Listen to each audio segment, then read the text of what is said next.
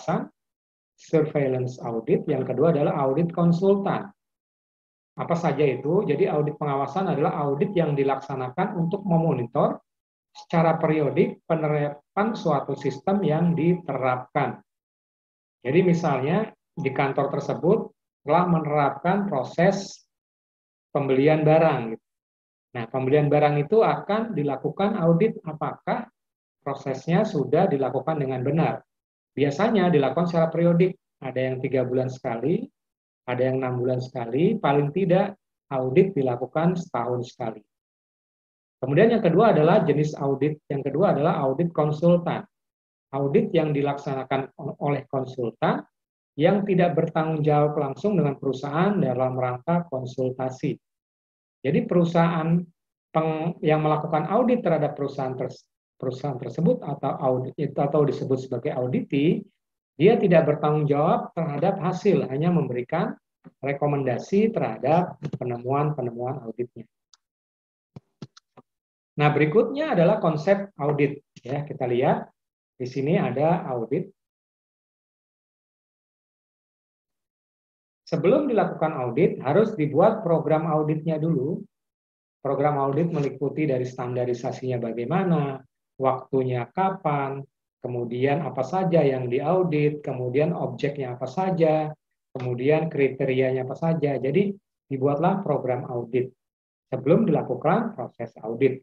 Apa saja mencakup kliennya dan kriteria audit yang akan dilakukan. Jadi audit itu ada 2, kliennya siapa, apakah tadi internal atau eksternal, kemudian kriteria auditnya apa saja, tentunya bisa dilihat salah satunya di ISO 9001. Di situ sangat jelas sekali kriteria audit apa saja yang bisa dilakukan audit. Kemudian dibentuklah tim audit.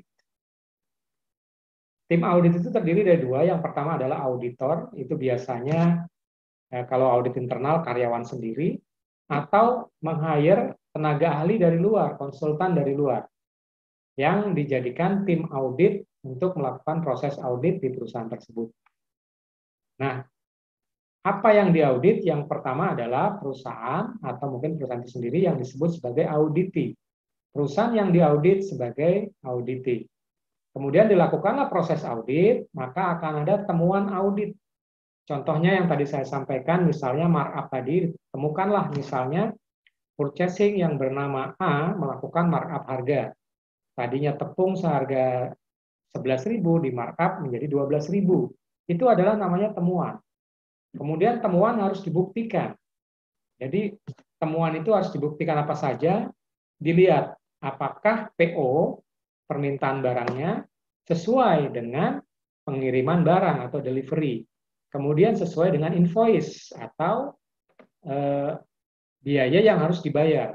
Itu istilahnya adalah three-way matching antara pesanan barang, penerimaan barang, pengiriman barang, penerimaan barang, dan yang terakhir adalah invoice. Jadi harus dicocokkan ketiganya itu untuk mendapatkan kesesuaian audit. Kalau ada yang salah, maka bisa dilakukan proses audit.